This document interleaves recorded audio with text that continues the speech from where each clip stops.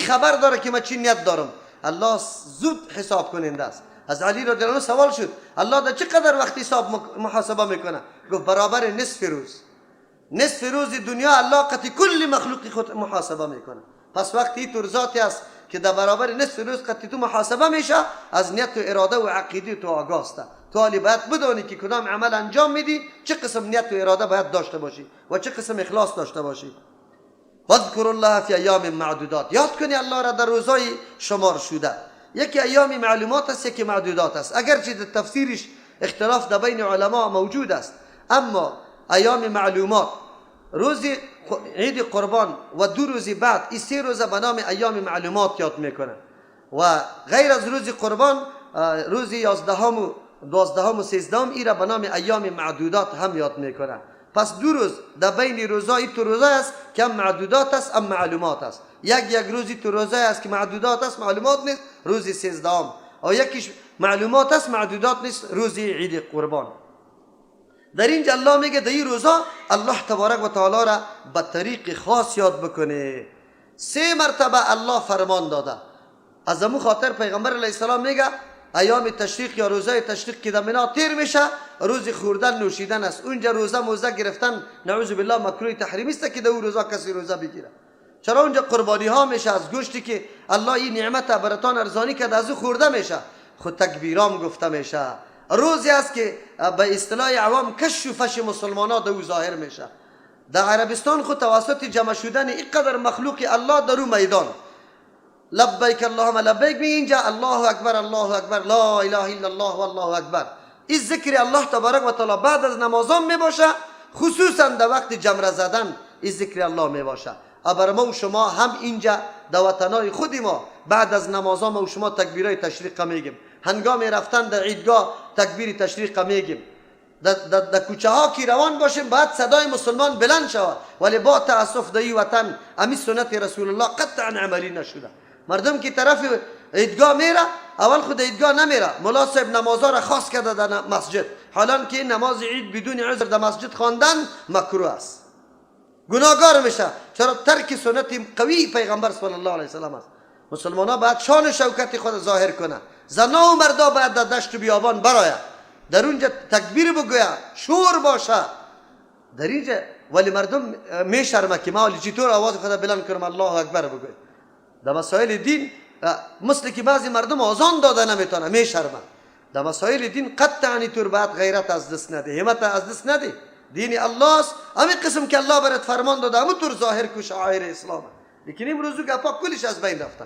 ملا به خاطر که چانده در مساجد میشه در روز عید یک چیزی رو برش جمع میشه، نمیخواد که مردم در یک جای بره. عیدگاه باید چندین مساجد یک جای شود، جمع و جوش مسلمان ها، اظهار محبت مسلمان ها، اظهار وحدت مسلمان ها باید در یک دشت و بیابان نمایان شود. از یک راه بروند از راه دیگه برگردن، در اونجا ملاقات با امرای مردمایی که دوردست از هم میشه در عیدگاه. چقدر فضای صمیمیت و محبت می باشه. یقینا همونطور است. اما امروز همین علمای ما عیدار کلش نمازایش در مسجد خاص کرده، یک نفر برش نمیگه که مولا صاحب پیغمبر بدون عذر بدون باران که باران شدید بوده آیا نماز عید در مسجد خوانده یا نخوانده؟ آخر یک سنت ناعمل، یک دیگه سنت، آخر ما کدام ثواب میگیریم؟ ما خو میگیم که مردم عوام ما بیچاره در بدر خاک بسر است، از کل ثوابا محروم است. آن چیزی که موجب ثواب است محروم است. حتی در رمضان که ثوابایی که در تسبیحات گرفته میشد امیم الله ها یارا محروم کرده. دعاهایی که در قومه و جلسه میشه خود در عمر خود یاد نداره، مقتدی را خود یاد نداده. امیالی که ما میگیم که دعا در قاعده میشه، این دعا را یاد ندارن بیچاره، ولی تو را یاد داده. در بد فقط دینی خشک همینطور از خود جور کرده، خیر خلاص قدمی تا این طرف مانده نمیتونی. حالا که دین وسیع است، انسان باید در این میدان بسیار پیشتازی بکنه، ثوابای بزرگ بگیره، ولی نیست.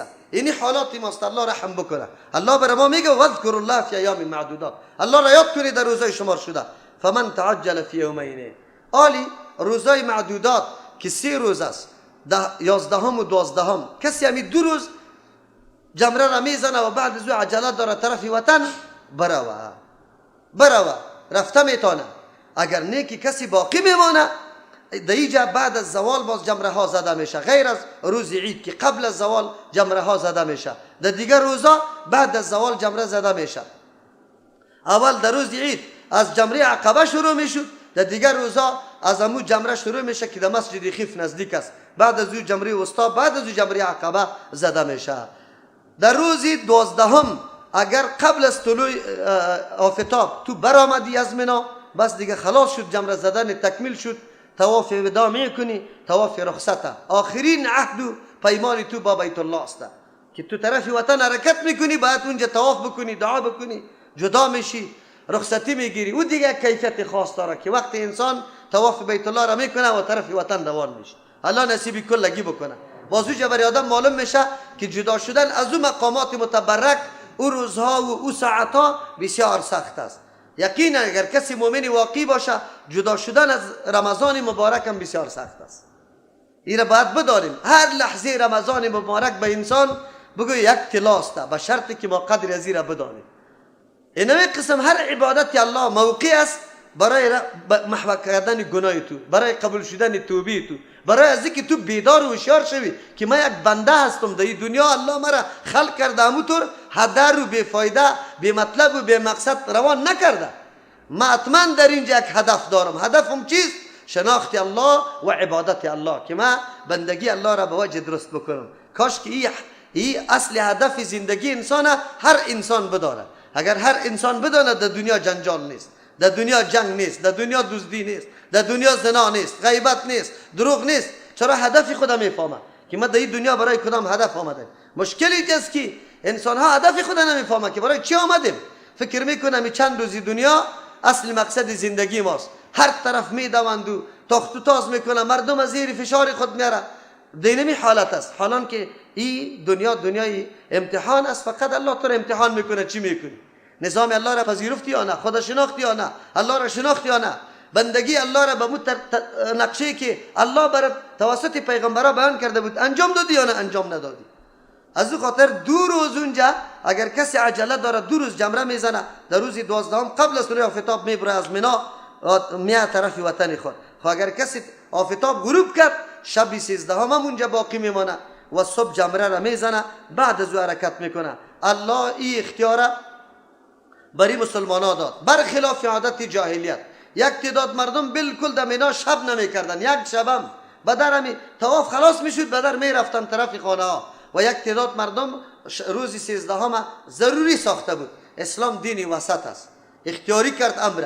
کسی عجله داره 2 روز جمره میزنه، جمره زدن حتمی است. چرا یکی از جمله مراسم حج جمره زدن است در 2 روزی. تو نمیشه که یک انسان طواف کرد خلاص شد. اگر کسی میای اختیار داره، اگر نه که باقی ماند روز 13 هم اختیاری گپ است، باید جمره بزنه. الله میگه فمن تعجل فی یومین، کسی که عجله داره، شتاب داره، فی یومین در 2 روز پورا میکنه تمام جمره زدن خدا، او شتاب داره طرف مکه آمدن، فلا اثم علیه، هیچ نوع گناه بالایش نیسته، میتونه دمی 2 روز جمره ها را تکمیل کنه، خیر و خلاص. و من تأخر، کسی که مؤخر ساخت، فلا اثم علیه، گناه سرش نیست. شب 13 باقی بمانه، صبا بله جمره بزنه. خب فلا اثم علیه لمن اتقا. این امور که بیان میشه برای کسی که در صدد تقواست. اینجا تقوا چی را میگه؟ عملی کردن احکام الله. کسی که در صدد عزیز که من احکام الله را با وجه درست عملی میکنم، او دیگه این نقطه ها را رعایت میکنه. برای ما شما معلوم نمیشه. خب بعضی مردم ها آنقدر دلقید میشه، یک روز هم در منا تیر کرده نمیتونه، بس دیگه در حالت چی است؟ الکی آبی زمزم بخر، روی را بخر، اسباب تا آماده کو که تعاره از پیشم نروه. نه، او کسی که هوشیار است از اینجا رفته در اونجا، او خوش بایسته که تو باش دمی وقت آخر ما برم. اینطور موقع زرین و طلایی برم اثر نمیشه. یک نماز مگر اینجا اضافه میشه، یک لک نماز ثواب میبرم. لیکن مردم ما چون فلسفی ای از این یاد نداره، تلاش داره که زود برسیم. چرا زود برسیم؟ شما خبر دارید این زود رسیدن چرا میکنه؟ که این تکشوفش است، مردم پذیرایی است و گلا در گردن انداخته بشه، کلا نشسته کالای سفید پوشیده که ما عاجزیم برای شهرت و خودنمایی. دیگه گپ مقصدش نیست. اگر امروز بیایی، اگر 10 روز بیاد بیایی، پولیت مصرف کردی، در اونجا سفر انجام دادی، در اون مقامات متبرک چقدر مهم است که انسان ثوابای بیشتر بگیره. از او خاطر آدم هوشیار در اول نمیاد. آدم هوشیار خوب تا که حکومت مجبور بسازه که برو حرکت کو دیگه تو اینجا نمیمانم. چرا اونطور موقع برات می اثر نمیشه؟ یک ساعتی دیوتر جاها تیر میشه، لیکن مردم میمانه اینجا وار خطایی میباشه. تیاری اول از تیاری با رشوتا با رویداری ها خود از تیاری اول میرسانه. این چی عاجیست؟ این چی هدف داشت؟ این برای چی رفته بود؟ چی رکمایی میکرد؟ اینی حالاتی ماست. نمیفهمه بیچاره که ما در اینجا برای چی آمدیم. محض میگه البته آمدیم و پس میرویم. الله رحم بکنه. واتقوا الله، بترسی از الله تبارک و تعالی. گفتم تمام مراسم حج ای توسط چی کنترل میشه؟ کی است که تو را مراقبت کنه که یقینا در عرفات رفتی یا نه، جمره را زدی یا نه، یا رفتی قرار در بازار گشتی، یا رفتی در عماره خوار را زدی؟ الله برات میگه واتقوا الله. در انجام فرامین الله جاسوسی الله قطعت است تقوای الله. در انجام فرامین الله همیشه الله برای تو میگه واتقوا الله، از الله بترس.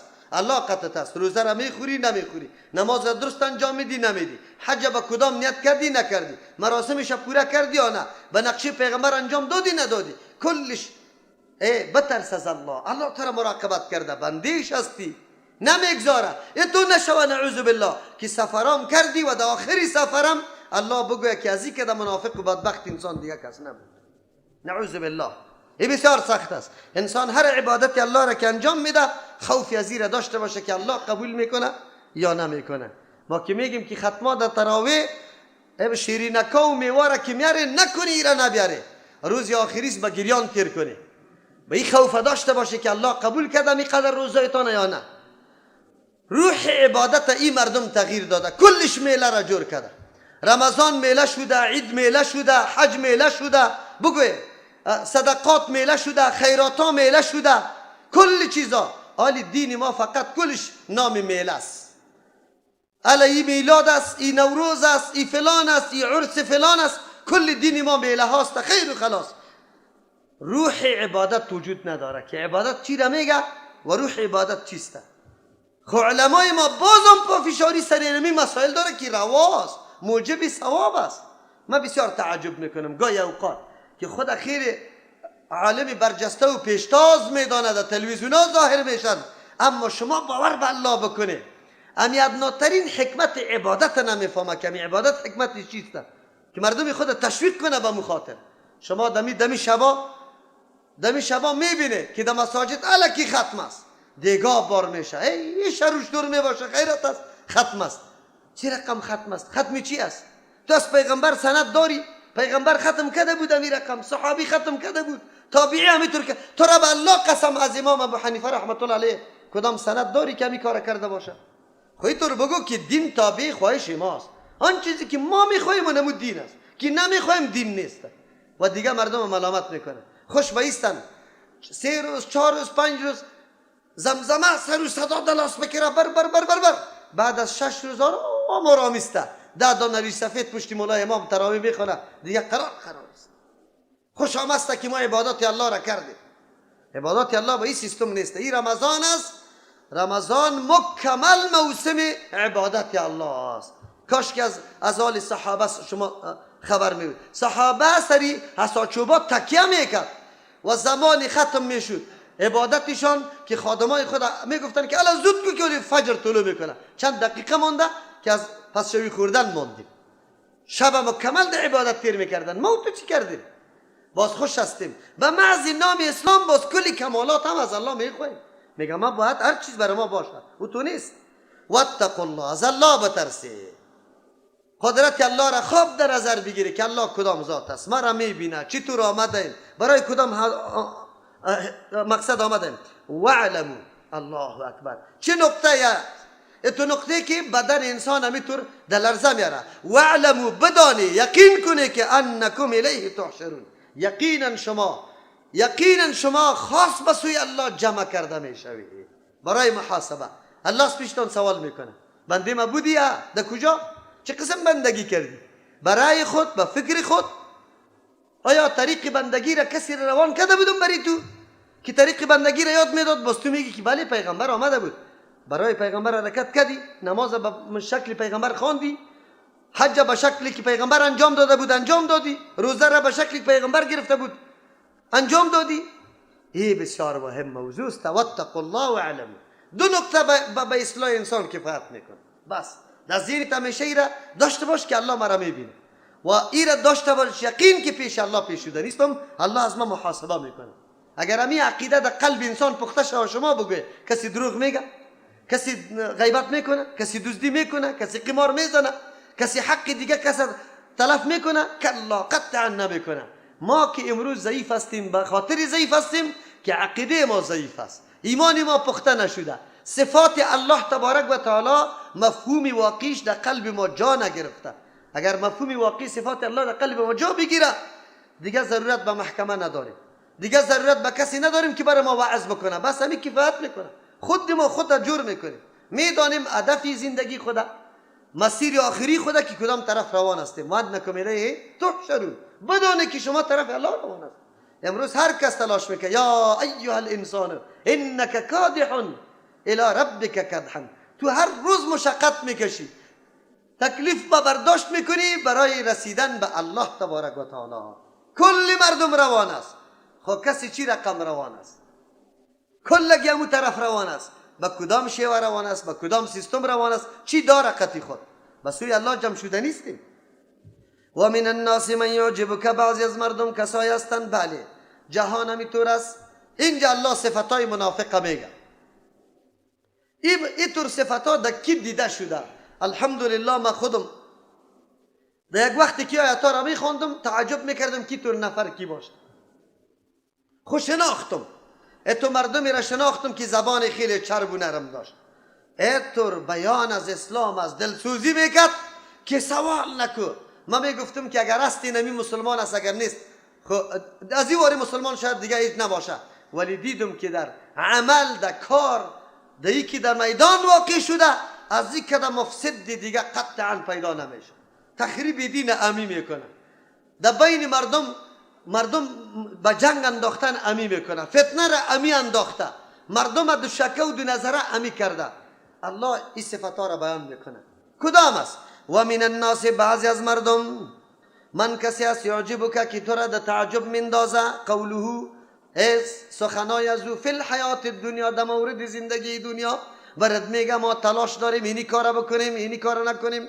اول اخنس ابن شریق میگه منافقی خیلی قوی بود، بسیار زبان چرب و نرم تیز داشت، آمده بود پیش پیغمبر علیه السلام گپای زد که پیغمبر علیه السلام میگفت اول نمره مسلمان امی باشه، لیکن اون طرف که رفت از اینجا از پیغمبر علیه السلام کردیت گرفت که نه من خب قابل تمجید شدم، خود طرف رفت چی کرد؟ کشتار درد داد، مالا را دزدی کرد، این کارا را و همیشه شب هم انداخت، فساد میکرد. در یهود این معامله خیلی زیاد می بود. الله اگرچه آیاتا در مورد از او نازل شده، اما الله اوصافی مردم به ما معرفی میکنه. مصداق اولی اینمی صفتا فقط امروز جامعه جهانی امروزی که داخل وطن ما شده، مصداق اولیش امی مردم است. زبان چرب، ما خو دفاعگر از حقوق مظلوم هستیم. حقوق مظلومه تو میگی خلاص دیگه، از این کده مردمی خوب سعی کن. امیالی مردم خیلی فرفتن نیستن از نظام دموکراسی لعنتی، فرفتن نیستن از حقوق بشر و از این گپا لاف میزنن، اما در میدان عمل از یا کده فساد پیش دیگه کس نیست. اصلی مقصدشان هلاکت کشت است، هلاکت نسل است، هلاکت چی است؟ فساد پیدا کردن در زمین است. جهان چرا امروز میگه تروریست است؟ کی پیدا کرده تروریست؟ کی ایجاد کرده؟ پرویز مشرف دیگه هیچ کدام گپ نزده، بسیار خبیث انسان بود، مثل اتاتورک واره نعوذ بالله. کلی بدبختی ها را در پاکستان و در افغانستان امو مردمه امو طور شخص دامن زد، ولی یک گپ در اونجا گفته بود، میگه شما که جنگ داره، این جنگ کی پیدا کرده؟ پشت عاملی ازی باید بگردیم. عامل کیست امروز؟ این جنگ کی پیدا کرد؟ مسلمان اینقدر چیسته که قطعی قدر کینه داشت که بره و این در فرانسه و در آلمان و در امریکا تو را بزنه؟ نه، مسلمان گویی هدف نداره. مسلمانی واقعی حدودی خدا میشناسه. ادناترین شخص یک کافری که در بین مسلمانان زندگی داره، پیغمبر علیه السلام میگه کسی که یک معاهد قتل میکنه بوی جنت در دماغش نمیرسه. کسی که در اینجا آمده به ویزا، تو هیچ نوع تعرض کرده نمیتونی، قابل احترام است پیش تو. در اسلام خو حتی حقوق اقلیت به این اندازه در نظر گرفته شده. چطور اینجا آمده؟ خود تو نمیگذاری مرا، تو مرا در بدر کرده ای، نامای مختلف سر مانده ای، گاهی در کو میکشانی، گاهی در بغلت میگیری، گاهی یکی را دلار پشت در پشتش میدی، دیگر سلا در پشتش میدی. ما ایران ماندیم که چی بکنیم؟ بزرگترین منافق و همون کسی که آیتا مصداقش میگرده همین جامعه جهانی که به نام صلح، به نام امن، به نام حقوق بشر امیال زن و شوهر هم در جنگ انداخته یا نه انداخته؟ در جنگ انداخته، آرامی را نه آورده. خلاص فساد است، فساد است. در هر مملکت فساد اینمی ها پیدا میکنه. اقلیت رشد میده، جنگ اونجا وار میکنه، کمکش ای میکنه، پشتیبانیش ای میکنه، سلا ای روان میکنه. اون مملکتی که آرام زندگی میکرد، هم اقلیت هم اکثریت هیچ گپی نبود، امروز در آتش میسوزه. اقلیت بیچاره خو نمیفهمه که من چی میکنم، پاچایی را خو بیازو گرفته نمیتونم، چه خدا در جنگ پرتم، به امن زندگی میکنم. امی اقلیت هایی که در ممالک عربی زندگی میکنه کدام ظلم سرشان بود؟ راست تا نبگوی، ادناترین ظلم سرشان نیست. همیال فعلا در مکه و در مدینه منوره اهل تشیع زندگی میکنن، حکومت میتونه واره به زور دور بده طرف مذهبی خود، طرف دینی خود، ولی نه، هیچ گپی نیست، آزاد تبلیغات خود میکنه، مدارس داره. اما او طرف دنیای کفر یارا رشد میده، یارا میخیزانه. شما نمیبینی صحنه های ممالک عربی را فعلا نمیبینی که در کدام آتش ها میسوزه؟ در این رمضان مبارک مسلمان ها چی میشه؟ کشته میشه. چرا؟ حالی حکمت هست، چی ضرور است که حالی تشنجات پرتیم؟ خو نمیمانه امی مردم. دو سوم مصداق از این مردمایی هستند که خودم با چشم سر دیده، در ظاهر آنقدر لاف از دین میزنه که پرسان نکن، ولی در پشت سر اولین مخرب دین امی مردم است. قرآن بر ما علاماتش مشخص میکنه. امی علامات چوکات است، هر کس که در داخلش میاد دینمی مصداق آیت میگرده. و من الناس، بعضی از مردم من کسی است یعجبک که در تعجب مندازه، قوله گفتار از او فی الحیات دنیا، در مورد زندگی دنیا، و یشهد الله علی ما فی قلبی، شاهد میگردانه الله را علی ما به او عقیده، به او اخلاصی که فی قلبی در قلبش است. یا میگه که من زیاد محبت به دین دارم، خدمت به دین میکنم، در حالی که و هو الد الخصام، این خیلی شرپسند جنگرو کس. الد الخصام سخت جنگرو که شرپسند است. و اذا تولا، وقتی که ولایت حاصل میکنه، یک مانا وقتی وظیفه برش سپرده میشه یا والی میگرده، یا یک مانا سعا فی الارض، کوشش میکنه، تلاش میکنه در روی زمین، لیفسد فیها، که فساد بکنه در روی زمین، و یهلک الحرث، کشت از بین ببره، و نسل اولاد او از بین ببره. یک معنی است. دوم و اذا تولا، وقتی که میگرده از پیش تو، از مجلس تو، سعا فی الارض، باز دیگه تلاشش، خواری و زحمتش در روی زمین به خاطر لیفسد فیها، فساد در زمین است، و یهلک الحرث، کشت از بین میبره، و نسل از بین میبره. الله چی میگه؟ والله لا يحب الفساد، الله دوست نداره فساده. پس هر کس که فساد داشته باشه، ولو که هر کسی باشه، الله قطعی از دوستی نداره، اگر چلاف میزنه از ایمانی خود. حالی باید ببینیم کدام توجیهات یا کدام نقشه و ترسیمی که دین اسلام برای تربیه مؤمنان داره و کدام است. اسلام از ما خواهان عزیز است که انسان باید دو نظر نداشته باشه، قلب و زبان با هم موافق باشه. آن چیزی که در دل است امو در زبان باشه، آن چیزی که در زبان است امو در عمل پیاده شود. اتو نباشه که مردم فریب بیده، حقیقت دیگه چیز است، حقیقت دیگه چیز است. ما میبینیم یک تعداد مردم در مورد مسائل دنیا خیلی مهارت داره، برای تو میگه که ما آمدیم که اینی طوری این سرک آباد کنیم، که اینجا کلینیک کنیم، که این تو کارا را بکنیم، اما در حقیقت و در عمل تمام روز همی کارا را کرده را ایسته. برای ما وعده داده شده که ما آمدیم که افغانستان آباد کنیم، چرا که جنگ زده است. چی زده است؟ جنگ زده. وقتی که شما آمدی اولین چیزی که بنیاد اقتصاد یک مملکت خوب مستحکم میسازه و مردم نیاز مبرم بر ازو داره برق است. چی است بگوی؟ تمام فابریکه ها توسط کی میچله؟ برق.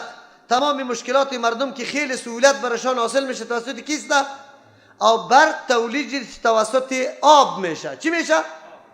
ببینیم در مملکت ما آب خیلی بزرگ و خیلی که کفایت برای تولید برق ما بکنه وجود داره یا نداره؟ بزرگترین که بند چی دریای آمور بگذار، کوکچه را بگذار، فقط یک دریای کنر را ما در نظر میگیریم، خیر و خلاص.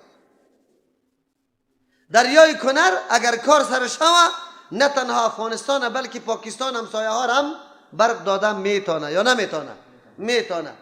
امی قدر سرمایه ها که سرازیر شد، چرا یک پلان بند برق برای افغانستان گرفته نشد که کل مسائل ما حل میشد؟ ما حالی از تاجیکستان و ترکمنستان برق خریداری میکنیم. در افغانستان اینطور جاهایی وجود داره که بسیار به مصرف کم بند بسته میشه، به مصرف خیلی کم، و آنقدر زمین در تحت شابیاری میشه که هیچ پرسان نکن، ولی در یک جای در این مورد تصمیم گرفته نشده. چی کردن این مردم ها که داد از بازسازی و عمران و آبادی میزد؟ به مردم چی دادن؟ شما خبر داری؟ به مردم دو چیز داده. اول چیز که دادن ماشینای کونه که آلی کار نمیده در اون مملکت ها، ماشینایی که تیل میخورد، او ماشینا را برای ما در اینجا در افغانستان روان کردن. برنامه های چی بود دهاتی که شروع بودین، کشاف دیهات، همبستگی ملی، قوما را میگفتن که الا چی میگویه؟ یک دانه ماشین براتان میگیریم روان میکنیم. ماشین میداد، برای یک ماه تیلش میداد که یک ماه بعد ماشین جای به جای استاد است. قیمتترین چیز در افغانستان چیست؟ تیل. چرا داد او را؟ شما خبر داری؟ او را به خاطر داد که اولادتان سرتان تلویزیون بگیره، که یک دفعه اولاد خورد عادت شوه به تلویزیون. حالی که برقی کلان رفت، ماشین کلان از بین رفت، حالی طفل گریان داره که تلویزیون چالان کن. پدر مجبور میشه، حالی خو برق نیسته، میره جنراتور میگیره، هر بگاه یک گیلن تیل، صرف به خاطر از اینکه فیلم یا سریال تلسی لعنتی را ببینه.